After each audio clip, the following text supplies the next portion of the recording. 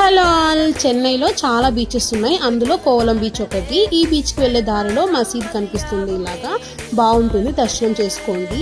Beach అంటేనే beach సరౌండింగ్స్లో fish shops ఖచ్చితంగా ఉంటాయి. కొత్తగా వెళ్ళే వాళ్ళు, డైలీ ఎప్పుడైనా చూడడానికి వెళ్ళే వాళ్ళు తినొచ్చు. నచ్చినది ఆర్డర్ పెట్టుకొని.